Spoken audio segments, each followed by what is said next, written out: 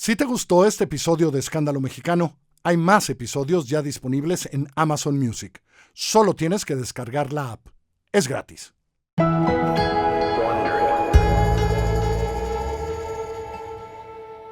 Antes de comenzar, una nota para nuestros escuchas.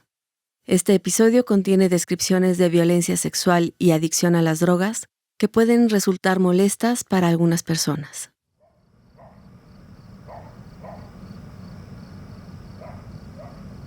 Es la noche del 12 de mayo de 1997. En las televisiones mexicanas se transmite el programa Realidades en el canal 40, en la televisora CNI. Una señal relativamente nueva, propiedad de Javier Moreno Valle, un empresario de Puebla, y la dirige el periodista Ciro Gómez Leiva. En la pantalla aparece una frase de Gabriel García Márquez. Un reportaje es una noticia completa, pero con un factor importante: los detalles humanizados. Medio siglo, una historia, es el nombre del reportaje de este día. Con música eclesiástica de fondo, aparecen imágenes del padre Marcial Maciel. Maciel con seminaristas, Maciel con papas, Maciel paseando por Roma. La voz es de Gómez Leiva, que arranca hablando del reportaje publicado en el Hartford Courant y del efecto que ha tenido, dice, en círculos políticos y empresariales mexicanos. Menciona también un reportaje que se publicó en La Jornada un par de semanas antes. 8 testimonios, anuncia Ciro, ganan el interés de la opinión pública. Gómez Leiva cuenta, con fotos de Maciel ilustrando su relato, cómo los legionarios han calificado de calumnias y mentiras las acusaciones de abuso sexual contra Maciel. La influencia espiritual que tenía sobre nosotros. Es el minuto 5:30 del programa, cuando aparece en la pantalla José Barba. Me mandó llamar y fui inmediatamente. O sea, la obediencia pronta es una característica muy específica allí. Y estaba otra persona dentro de la enfermería y me empezó a hablar de sus problemas y cómo tenía permiso del Papa Pío XII para que unas religiosas le dieran masaje en sus miembros viriles por un problema que él me explicó que tenía de interferencia de las vías seminales y la vía de la orina. Yo, como había dicho en mi testimonio, me puse muy nervioso. El solo tratar de estas cosas súbitamente, sin mucha preparación, y me pidió si yo podía darle masaje. Yo no había notado cuando entré, sino la oscuridad y que estaba esta persona de pie, pero cuando ya comenzó esto, me llamó la atención que esa persona no se fuera, que se quedara y que en presencia de él me pidiera esto. Entonces, yo con la mano muy tensa, que él me llevó hacia sí, me di cuenta de que tenía su miembro excitado y eso me puso más nervioso. Entonces, él notó que mi mano se resistía, los dedos, que es donde tenemos el tacto más fino, se resistía y me la rechazó como con enojo, diciendo, no sabes hacerlo. Entonces, yo estaba sentado al borde de la cama, él me había pedido, había yo llegado y había puesto una almohada entre él y yo porque yo estaba sudando y me daba pena. Él la quitó y me dijo que no me preocupara. Y así estuvimos platicando. Esta otra persona se acercó hacia mí y me dijo que quería explicarme cómo y dónde le daban los dolores. Naturalmente yo me puse mucho más nervioso, me encogí sobre mí mismo y traté de rechazar firmemente lo que él quería hacer. Él insistió completamente y yo no pude vencerlo. No pude vencerlo porque yo era un muchacho de poca edad y él tenía ya 34, 35 años. La persona que estaba ahí no me ayudó y eso siempre lo he resentido. Yo nunca había tenido una masturbación. José Barba se levanta. Su pene está lastimado. No entiende lo que le ha sucedido. Y me fui a mi cuarto. Caminando lentamente, sentí el semen tibio y me fui a cambiar. Los jueves ya teníamos ropa limpia. Entonces me fui a cambiar y me senté en mi cama llorando. Es la primera vez en la historia que en la televisión, no solo la mexicana, un hombre hace una denuncia pública contra quien probablemente es en ese momento una de las autoridades religiosas más poderosas de su país, el fundador y líder de los Legionarios de Cristo.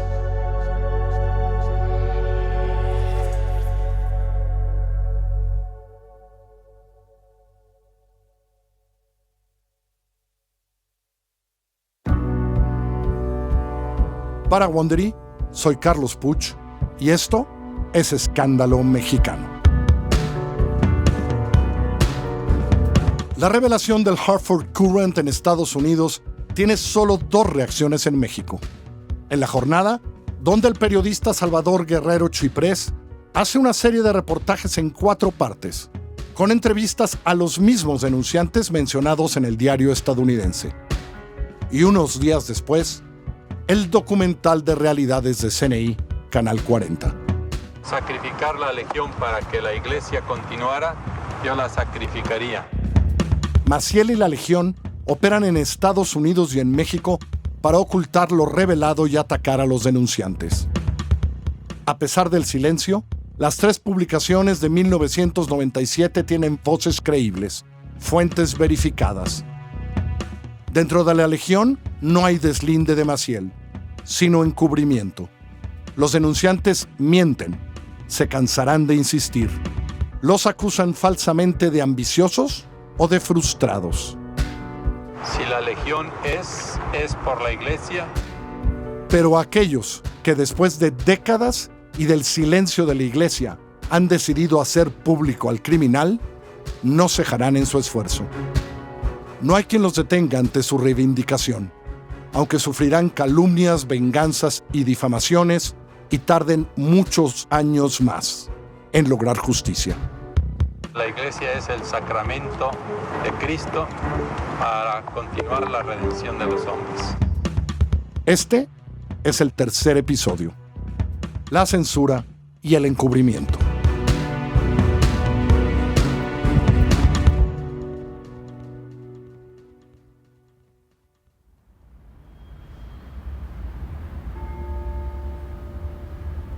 Es enero de 1962. Juan José Vaca está atormentado, cansado de lo que ha vivido, de lo que ha visto en sus años cerca de Marcial Maciel. Está en Roma porque Maciel lo ha llevado junto con otros 10 seminaristas para presentarlos como los futuros sacerdotes de la Legión. Una de esas noches, antes de la presentación, Maciel le pide a Vaca que haga un documento en latín presentando a los candidatos. Vaca piensa que debe aprovechar que estará cerca de obispos y autoridades del Vaticano para entregarles una carta en donde explique lo que ha sufrido, los abusos, las mentiras. Pasa varias noches en su habitación escribiendo, siempre con la puerta abierta, como es la regla en la Legión. Llena 12 páginas a máquina.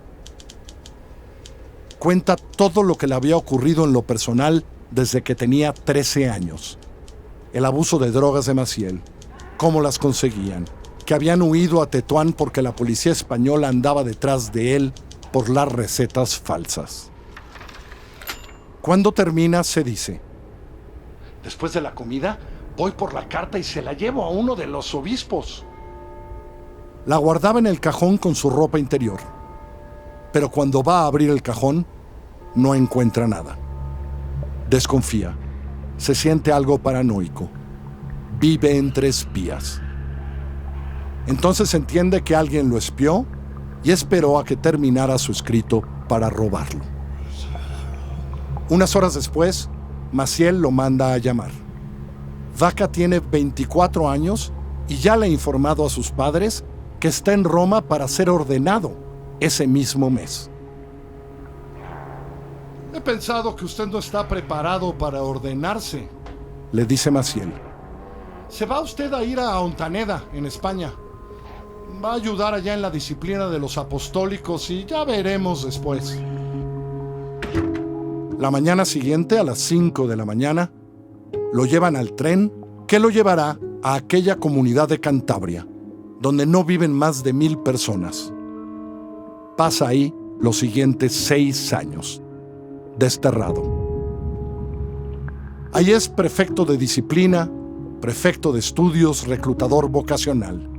Las 3 actividades al mismo tiempo. Se va a buscar niños por los pueblitos de alrededor, como lo había hecho Maciel con él en Michoacán. Los recluta según las instrucciones que había recibido de la Legión. Tienen que ser de buenas familias, guapos, inteligentes. A los 24 años, Vaca piensa que así lo quería Dios y no cuestiona nada. 7 años después, el 24 de noviembre de 1969, Vaca vuelve a ser llamado a Roma por Maciel, quien le propone, ahora sí, ordenarse en esos días. ¿Ya estás preparado para el sacerdocio? No quiero ordenarme, porque usted nunca me ha dado explicaciones de lo que por años le he preguntado, de lo que usted me hizo. ¿A qué te refieres con usted me hizo? Vaca le habla de las masturbaciones, de las recetas falsas, de la droga, y le dice más. Le recuerda el día que Maciel le había contado que en uno de sus viajes había encomendado que le trajeran a una señorita de Monterrey, sobrina de doña Flora, y que en Nueva York había hecho el amor con ella. ¿Por qué me lo contó, padre? ¿Para excitarme? ¿Eso era verdad? ¿Importaba? No. Tú vas a ser un buen sacerdote. Tengo grandes planes para ti. Además, tus papás ya están aquí en Roma. No puedes hacerles esto. Pues lo siento mucho, pero no me voy a ordenar. Al final, Vaca se convence por sus padres, que ya están ahí, en Roma, para celebrarlo. Pero en la primera misa que oficia, cuando está a punto de pronunciar las palabras de la consagración, se queda en blanco. Tienen que ayudarlo. Según él, es la prueba de que su sacerdocio ha sido falso. 7 años después, en 1976, Vaca le entrega a Maciel una carta en donde le comunica su decisión de dejar la Legión e incluye 20 nombres de víctimas como él del abuso que había cometido el superior. ¿Sabe, padre Maciel, que estos solamente son los nombres que a mí me constan bajo testimonio personal y que son muchos más a los que usted ha gravemente dañado? Pues algunos tuvieron que separarse de la Legión, mientras que otros, por diversas razones, algunas quizá inconfesables, aún continúan dentro del instituto y como sacerdotes, algunos de estos dando continuidad a la cadena de actividades homosexuales y de escándalos. Le advierte, si no lo deja ir, enviará la carta a las más altas autoridades de la Iglesia y a los benefactores de la Legión.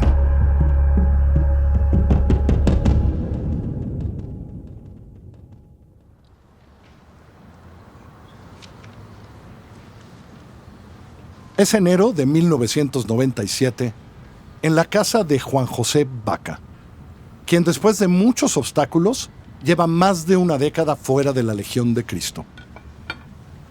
Vaca ahora está casado, con un hijo. Frente a él, en su casa, está Gerald Renner, periodista del Hartford Courant. Vaca es uno de los denunciantes que se han acercado al periódico estadounidense para exhibir las décadas de abuso de Maciel contra sus jóvenes seminaristas. Renner y otro miembro de la redacción del Courant están ahí para mostrarle y que responda lo que el diario ha recibido cuando, siguiendo procedimiento periodístico, preguntaron a la Legión sobre las acusaciones de los denunciantes. La primera que Renner lee es la firmada por el abogado James Basil, de uno de los bufetes legales más grandes e importantes de Estados Unidos.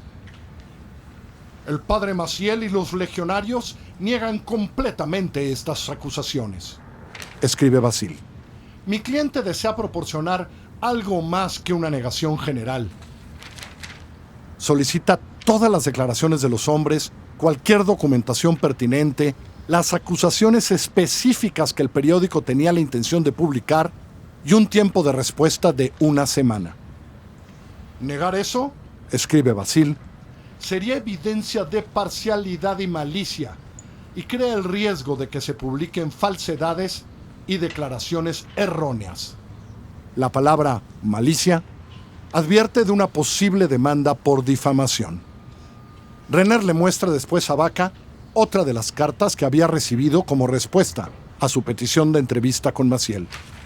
En esa se detallaban todas las acusaciones. La firma Owen Kearns, vocero de la Legión en Estados Unidos y editor del National Catholic Register. Kearns se burla de Baca como un hombre orgulloso, consciente de su estatus, enojado y decepcionado por sus fracasos profesionales. Alega que quería un mayor poder en la Legión. Por supuesto, Kearns olvida convenientemente la renuncia de Baca y su carta de denuncia en 1976. Van a asesinar mi carácter. Así es como trabajan, murmura Baca frente a Renner. Tratan de destruir a sus enemigos de cualquier manera que puedan. Las personas que abandonan la Legión son consideradas traidoras, tratadas como no personas. No está ni siquiera permitido mencionar el nombre de alguien que se fue.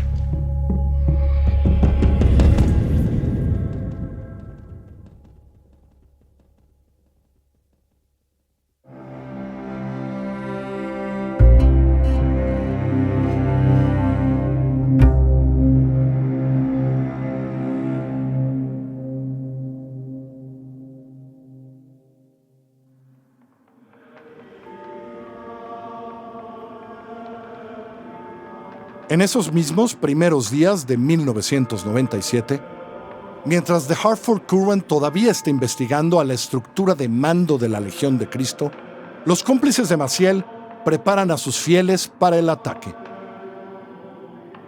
En Roma, la comunidad de legionarios es convocada a una reunión. La encabeza Luis Garza, vicario general de la Legión y aparente futuro heredero designado de Maciel. Garza creció en Monterrey, descendiente de una de las familias industriales más ricas de México. Graduado de la Universidad de Stanford, Garza había sido reclutado directamente por Maciel. Sus padres son importantes contribuyentes de la orden. Garza dice a los legionarios: los medios de comunicación están a punto de publicar acusaciones contra el personaje de nuestro padre, todo producto de una conspiración. Les asegura que la Legión tenía investigadores trabajando para determinar quién estaba detrás. Si en los próximos días se topan con algún artículo que menciona esta difamación, o si se los manda a alguien, no deben leerlo, está prohibido, y lo deben mandar inmediatamente a sus superiores. Este es solo otro ataque contra la Legión porque somos fieles a la Iglesia y al Papa. Nunca debemos discutir este tema con otros legionarios, y los que lo hagan deben ser reportados a los superiores de inmediato. Un mes después, el Hartford siente que ha hecho su trabajo periodístico con responsabilidad y decide publicarlo. Es la primera plana del 23 de febrero de 1997. 6,000 palabras desplegadas en 2 páginas completas al interior del periódico, incluido un recuadro con los desmentidos de la Legión. Los legionarios no han podido frenar la publicación, pero no se detienen en su esfuerzo para desacreditarla. El grupo denunciante viene de juntarse y decidir actuar, entre otras cosas, pero de manera muy importante, gracias al padre Juan Manuel Fernández Amenábar. Después de aquellas últimas palabras que el padre Alberto Atié había comunicado en su funeral: he perdonado, pero pido justicia. Y que había provocado a José Barba a reunirse con él para pedir ayuda y asesoría como se los contamos en el episodio anterior. Antes de morir, Amenábar no solo había hablado con Atié, sino que había firmado una declaración ratificando todas sus denuncias. Está en manos de los denunciantes y del Courant. El padre Kearns, vocero de la Legión en Estados Unidos, escribe en una carta al periódico estadounidense después de la publicación que Amenábar era incapaz de hablar, escribir o hacer cualquier juicio racional debido a su derrame cerebral. Kearns envió además al Courant una carta de un hombre identificado como el médico de Amenábar, Raúl de Anda Gómez, quien sugería que el moribundo era una posible víctima de personas sin principios. Pero de Anda era psicólogo, no médico, y ex legionario. Amenábar nunca fue paciente de Anda, según su verdadera doctora, Gabriela Quintero, quien le dijo a Jason Berry y firmó una carta en la que asegura que Amenábar hizo su declaración contra Maciel en pleno uso de sus facultades mentales. Francisca Tofano del Río, psicóloga y amiga de Amenábar, que lo visitaba con frecuencia en el hospital, apoya la evaluación de Quintero en una declaración notariada que manda al Courant y que confirma el deseo de Amenábar por revelar la verdad, lo que se ha mantenido oculto, dice la carta, durante tantos años, ya que tantos miembros de la Iglesia Católica, así como de la sociedad en su conjunto, parecen ignorar el carácter moral del padre Marcial Maciel degollado.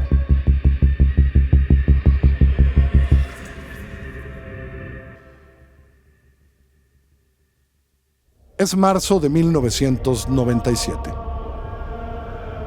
La operación de los legionarios parece haber funcionado. Los periodistas del Courant y el grupo de denunciantes no pueden creer lo que no están viendo. Ningún otro medio estadounidense ha mencionado la nota. El Washington Post, el New York Times, el Boston Globe, las cadenas televisivas la han ignorado. La agencia Associated Press lo puso solo en su hilo regional. Es una historia de Connecticut, le dice un editor de la agencia al Courant. En Europa, en Italia, en Roma, no pasa nada. La historia no aparece. El 7 de marzo, The National Catholic Reporter hace una larga descripción del artículo, pero se centra en dos cosas: los desmentidos de la Legión y el carácter e historia de los denunciantes.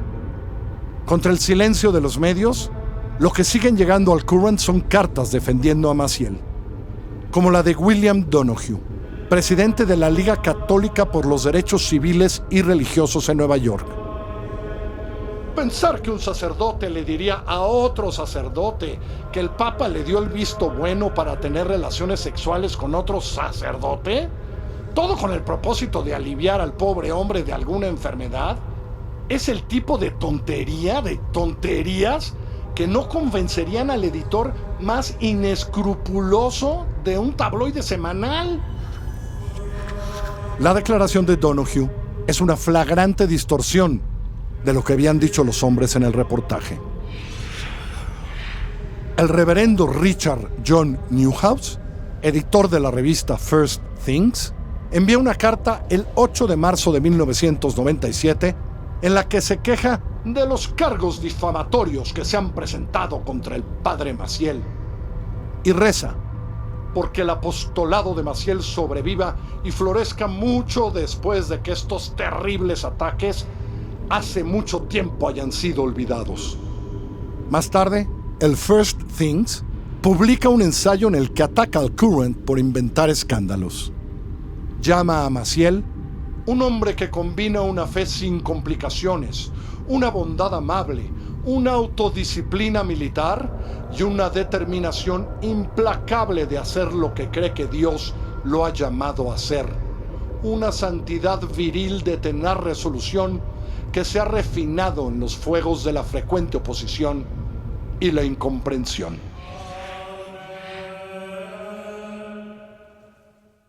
Pero la frustración por el silencio frente a la publicación en el periódico estadounidense no detiene a los denunciantes, a las víctimas. Es momento de hacer lo mismo en México. El grupo busca periodistas, pero no muchos medios están dispuestos a publicar sus dichos. El primero será el diario La Jornada. A partir del 14 de abril de 1997, el reportero Salvador Guerrero Chiprés publica una serie de 4 reportajes con entrevistas con las víctimas de Maciel.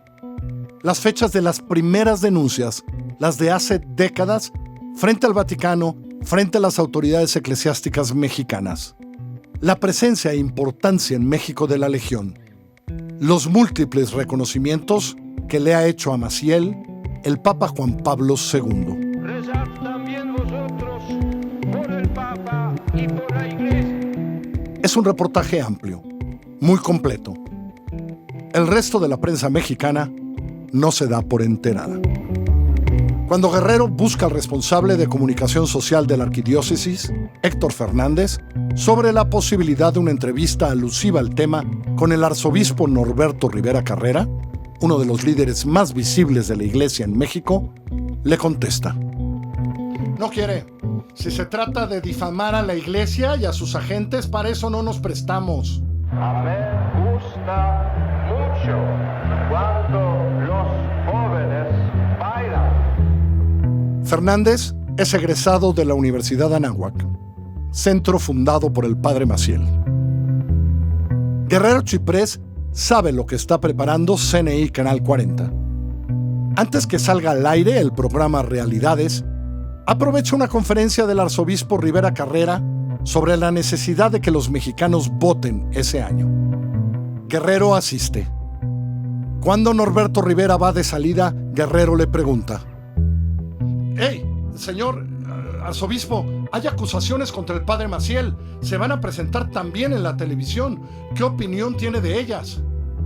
Sudoroso, irritado, Rivera Carrera se voltea y ve al reportero que estaba a su espalda.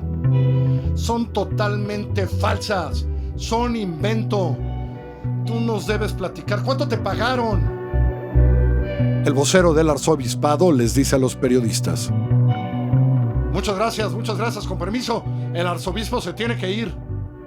Y le abre paso entre los feligreses y los reporteros que lo cercaban.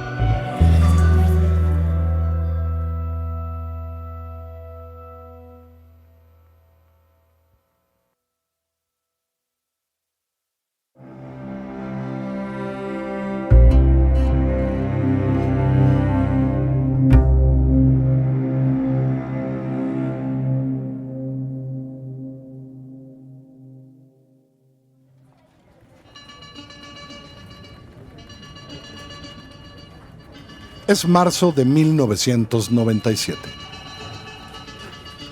Ciro Gómez Leiva, director editorial de CNI Canal 40, recibe de su jefe, el concesionario y director general del canal, Javier Moreno Valle, una copia fotostática del reportaje del Hartford Courant. Gómez Leiva lee con cuidado, subraya. Llama a su mano derecha, a Marcial Ortiz. «Oye, ¿qué reportera está libre? ¿A quién ponemos a producir estas Realidades?». Realidades es el programa de reportajes de CNI que se transmite 5 días a la semana. Se decide que la reportera será Rocío Correa, una joven periodista, y que la va a acompañar la más experimentada y talentosa de las productoras del canal, Marisa Iglesias. Unas cuantas semanas después, Rocío ya ha conseguido conversar con 4 de aquellos que han hablado con el periódico estadounidense. Un día, van a la oficina de CNI los denunciantes José Barba, Saúl Barrales, José Antonio Pérez Olvera y Alejandro Espinosa. Tienen una larga conversación. Están Gómez Leiva, Rocío Correa, Marisa Iglesias y el coordinador de Realidades, Marcial Ortiz. Algunas horas después de la reunión, Ciro le reporta a Moreno Valle: «Javier, lo que nos han contado es aún más verosímil, creíble y confiable que lo que publicó el Cuba». «A toda madre, Ciro». Gómez Leiva se había quedado impresionado con los testimonios, en especial con el de José Barba. Le había parecido uno de esos hombres al que la tragedia parecía haberle iluminado el intelecto y el carácter. Así se lo dice a Moreno Valle. Nos advirtió Javier que los legionarios no se van a quedar con los brazos cruzados. ¿Y qué le dijiste? Fanfarroneamos, Javier. Nos jactamos de ser una televisora sin miedo. Sellamos con un apretón de manos el compromiso de hacer el programa. Después de entrevistar a los denunciantes, Rocío Correa y Marisa Iglesias buscan a los legionarios. No tardaron en visitarnos, contaría a Sir Gómez Leiva después. Nunca quisieron dialogar. Iban a someternos, prepotentes, groseros. Jamás les escuché una palabra de duda o misericordia. Venían a conquistarnos, a aplastarnos, si no les quedaba más. Aseguraban que se trataba de una conspiración en contra del Vaticano y que esas 4 voces habían sido corrompidas para dañar al padre Maciel. A los chantajes y advertencias siguieron las amenazas espirituales, las comerciales, las físicas. El programa, les decían, no debería salir al aire. Advertencias del rector de la Universidad Anáhuac, que argumentó el lugar común de los 20 siglos de ataques contra la Santa Iglesia. La amenaza de Luis Garza Medina, alto jerarca de la Legión. Las amenazas de exlegionarios, de amigos del Regnum Christi. Después de la visita de los legionarios, llegan las llamadas de empresarios, de anunciantes. Roberto Serville, director de Bimbo. Alfonso Romo, dueño de Seguros América y la cigarrera La Moderna. Ellos, entre otros, previenen: no transmitan el programa si quieren anuncios. Maciel y los legionarios están operando.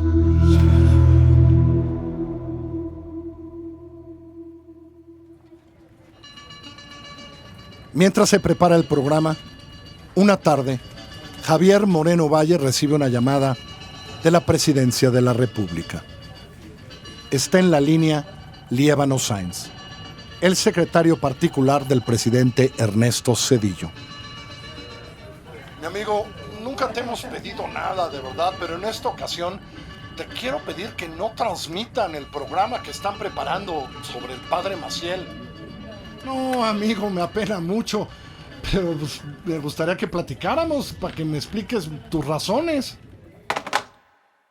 Es 1 de mayo de 1997 en Los Pinos, la residencia oficial de la presidencia.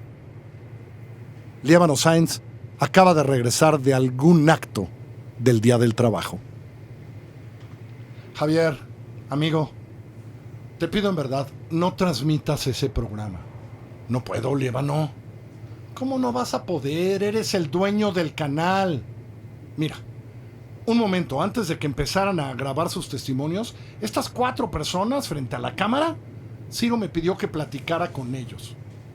José Barba me dijo que ojalá los testimonios no se quedaran solo en una cinta. Y yo le dije que podía estar seguro que los transmitiríamos. Van a venir muchas presiones, Javier. Ya empezaron, Líbano, pero no importa, empeñamos nuestra palabra, nuestro prestigio. Pero dime una cosa, ¿por qué te importa tanto que no se transmita? ¿Por qué? Porque se le haría un gran daño al país. ¡Ah, caray! Explícame eso. ¿En qué consiste ese daño? ¿Nosotros seríamos incapaces de hacer algo que le haga un gran daño al país? Mi amigo, tengo cierta información de Estado que no puedo compartir contigo. Entiendo que no la compartas, pero sin eso no hay argumento suficiente. Me apena mucho, pero sin los elementos para saber por qué le íbamos a hacer daño al país, no podemos dar marcha atrás. Mira, traigo un video con una parte de los testimonios. Te propongo esto. Dile al presidente que los veamos juntos y que si después de haberlos visto me dice que no, que porque le hacemos daño al país, lo considero mucho más seriamente. Javier, eso no va a pasar. El presidente no va a ser cómplice. ¿Cómplice de qué? ¿Qué delito estamos cometiendo, Líbano? Olvídalo ya, Javier. ¿Cuál es tu problema? ¿En serio? ¿Es un problema de conciencia? Así es un problema de conciencia. No tenemos nada más que hablar. Gracias, amigo. Es viernes 9 de mayo. Moreno Valle y Gómez Leiva aceptan una súbita cita de medianoche con el rector de la Universidad Iberoamericana, el jesuita Enrique González Torres. El programa Realidades sobre el Padre Maciel está programado para salir el lunes 12. González Torres les pide no salir al aire. ¿Por qué, señor rector? Esto no tiene nada que ver con ustedes. Porque le van a hacer daño a la iglesia y los legionarios nos van a echar la culpa a nosotros, a los jesuitas. No va a ser la primera vez que el Padre Maciel y la Legión nos culpan de algo que les pasa. Moreno Valle y Gómez Leiva se despiden del rector con un abrazo. La tarde del lunes 12, Hernán Cabalceta, director administrativo de la televisora, le pide a Moreno Valle que no se transmita el programa. Es una estupidez, Javier. No va a haber quien quiera anunciarse con nosotros. Por esas horas, corría el rumor de que las empresas proveedoras de televisión por cable en el interior del país bloquearían la señal. Esa versión la desmiente categóricamente el dueño de Cablevisión Monterrey y de Grupo Multimedios, Francisco González. Pero lejos de Monterrey, en Mérida, por ejemplo, en Toluca, en Guadalajara, se aplicaría la censura. Un par de horas antes de la transmisión, la esposa de Ciro Gómez Leiva le llama y le dice que hablaron a la casa para amenazarla a ella y a sus hijos, de 6 meses y de 3 años. Ciro se lo cuenta a Moreno Valle. A la chingada, cabrón, paramos el programa. No mames, Ciro, eso sí, no. Javier, ya no hay alternativa. Hay que pasarlo. Moreno Valle manda a 2 de sus guaruras a cuidar el edificio donde vive Ciro con su familia. Aquella noche, en una oficina de CNI, están Marisa Iglesias, la productora, Rocío Correa, la reportera, Marcial Ortiz, el coordinador de Realidades, Javier Moreno Valle, el dueño del canal. Está su esposa y está Ciro Gómez Leiva. Ponen frente a ellos una botella de whisky. Se voltean a ver. Prenden la televisión.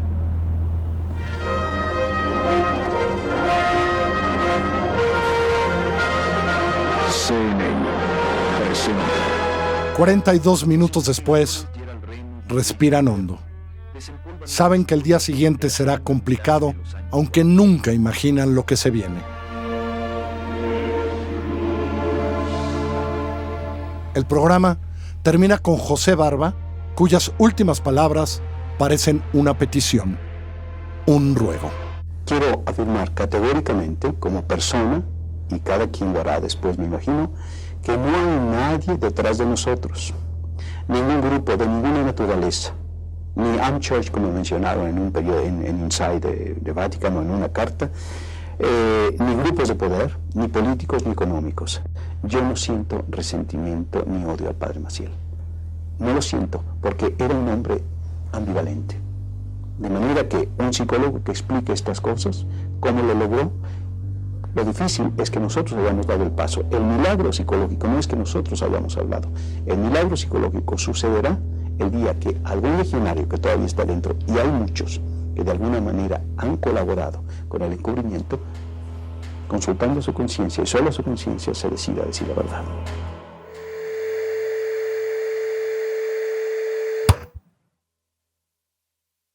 Muchas gracias por escucharnos. Sigue Escándalo Mexicano en tu plataforma favorita. Si quieres tener acceso preferente a cada episodio y sin anuncios, lo puedes hacer a través de Amazon Music. Amazon Music está incluido en tu membresía de Prime. Descarga ahora la app Amazon Music. Suscríbete a Wondery Plus en Apple Podcast o descarga la app de Wondery para tener acceso una semana antes y sin anuncios a todos los episodios de Escándalo Mexicano. En nuestro próximo episodio. Es 1997 Y a pesar de la operación para acallar a las víctimas del criminal fundador de la Legión, 3 medios, uno de Estados Unidos y 2 en México, han denunciado las atrocidades del mexicano, las que habían comenzado 4 décadas atrás. ¿Qué pasará? ¿Cómo reaccionará la Iglesia mexicana? La de Roma. ¿Alguien cumplirá la petición de José Barba y desde dentro denunciará? ¿Cuánto tiempo tardará en hacerse justicia si es que algún día llegará?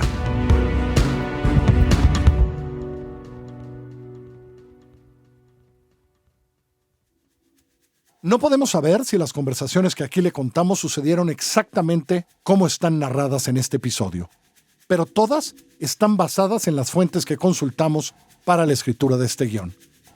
Para esta temporada ha sido fundamental la investigación de Fernando M. González sobre Marcial Maciel, el libro firmado por él, así como el firmado con José Barba y Alberto Atié, La voluntad de no saber, así como la página web del mismo nombre, donde han depositado todos los documentos del caso. Hemos también acudido a los documentales de CNI Canal 40, al trabajo de Carmen Aristegui, incluido su libro, al de Raúl Olmos sobre el imperio financiero de los legionarios y a los de Jason Berry y Gerald Renner, los 2 periodistas que primero sacaron a la luz las perversidades del padre Maciel. También ha sido importante el libro de Alejandro Espinosa, El Legionario, así como la investigación hemerográfica en varias publicaciones mexicanas y del extranjero. Además del reportaje de elmundo.es sobre la mujer de Maciel y del diario El Mundo en España sobre una de las mujeres de Maciel. Escándalo Mexicano es una serie producida por Puro Contenido y Así Como Suena. Carlos Puch, yo, soy quien la conduce. Giselle Ibarra es la productora ejecutiva. Esta temporada está escrita por mí, Carlos Puch, y está editada por Salvador Camarena, Galia García Palafox y María Scherer. Mariana Marín es asistente de investigación y la encargada de verificar los datos. Hugo Santos Quevedo está a cargo del diseño sonoro. La música es de Patricio Mijares. Producción Carlota Aparicio y los productores ejecutivos son Sarah Barrett, Jessica Radburn y Marshall Louis de Wondery.